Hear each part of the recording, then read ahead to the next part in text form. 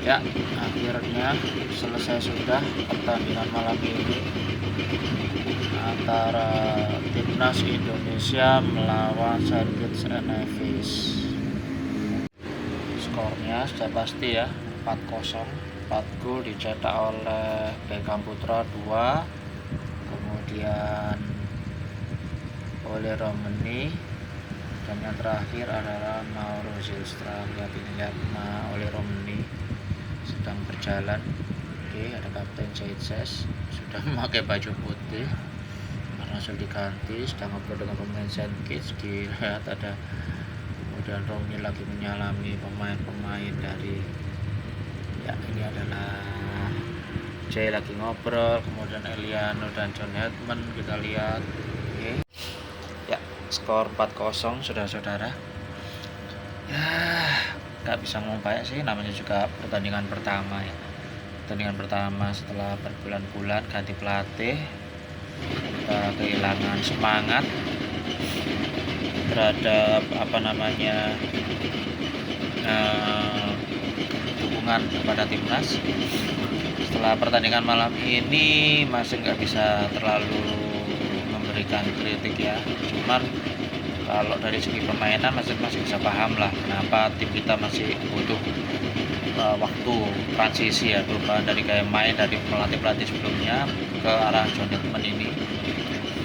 Cuman yang bisa Mas garis bawahi dari pertandingan melawan Saint Kitts and Nevis ini adalah memang sudah waktunya guys ya, pemain-pemain yang levelnya, Mas bilang sih level dari pemain yang sudah tidak memberikan kontribusi lah, kalau Mas boleh bilang. Ada pemain-pemain yang memang sepertinya memang sudah tidak masuk timnas lah. Bukannya Mas bilang dia sudah habis atau gimana, enggak, tapi memang ya kita semua bisa lihat kan permainannya malam ini. Ini baru lawan tim dengan peringkat 150 dunia. Kalau kita lawan Bulgaria besok, apakah pemain-pemain seperti ini akan diturunkan oleh John Hetman? Rasanya pasti tidak. Dan akan memperkirakan besok melawan Bulgaria, John Hetman akan memasukkan pemain-pemain serius ya, versi serius. Paling tidak timnas akan ngeyel karena Bulgaria kan tim 70, ranking 70-an ya, 70 dunia lah, setara dengan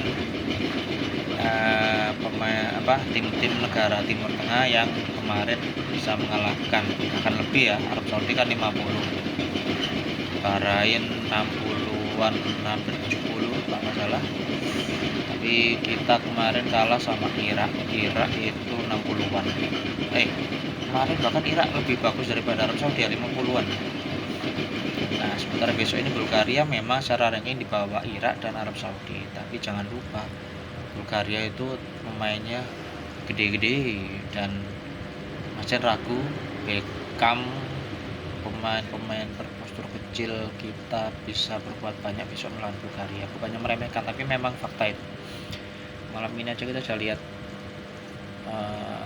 seharusnya timnas bisa mendapatkan gol lebih dari 5 ini harusnya ya. Peluang-peluang sekarang kita lihat hasil dari pertandingan Solomon lawan Bulgaria aja. Yang Solomon itu sebenarnya tidak bermain jelek ya, tapi memang dia levelnya segitu guys. Itu dibabat 10-2 loh. Jadi Solomon dikasih 2 gol, itu masih susuk ya, masih kembali 8 gol. Sementara timnas yang harusnya malam ini menang lebih dari 5 gol hanya bisa cetak 4 gol. Bukannya Mas Den Jumawa, tapi memang sayang banget. Oleh yang seharusnya jadi goal getter, meskipun malam ini sudah menunjukkan kualitasnya ya, memberikan 2 assist dan 1 gol. Sebenarnya Oleh itu bukan berarti masih nggak suka Oleh jadi bermain begini, cuman kalau Oleh ya goal getter harus jadi pembuka ruang, harus jadi pencari bola, harus jadi goal getter. Lalu tugasnya striker itu apa? Sananta berkali-kali dapat peluang, umpan yang tidak sampai, telat masuk ke tempat yang seharusnya dia isi, kemudian dapat bola aja gak bisa menjaga. Ayolah Sananta, kemana kamu? Kenapa mainmu gak seperti tahun 2023 kemarin waktu di SEA Games? Kalau kamu sudah jadi pemain profesional senior, ya harus meningkatkan lagi lah kemampuan teknis dan penyelesaian serta kekuatan. Bahkan dia jadi diaspora kan, main di Malaysia kan bersama tim dari Brunei DPMM. Sementara Mauro masih agak aneh melihat gerakannya awal-awal. Dia seperti kaki kanannya kayak berat gitu loh. Dia lari seperti kaku gitu kaki kanannya.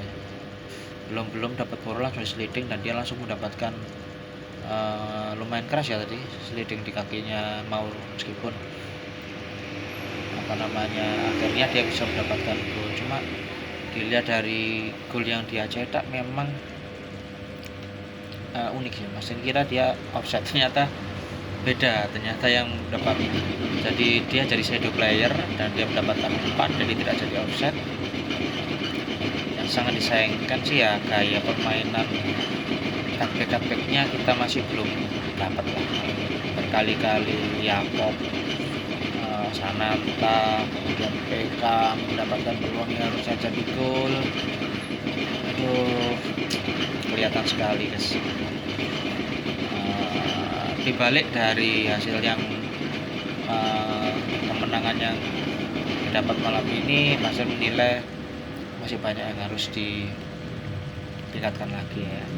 Tapi it's good result, hasil yang bagus, hasil yang cukup untuk membuat supporter kita yang datang ke stadion pulang dengan senyum di wajahnya ya. Meskipun kalau Mas lihatnya ini, kalau jujur ya, dari pendapat Mas sih kurang,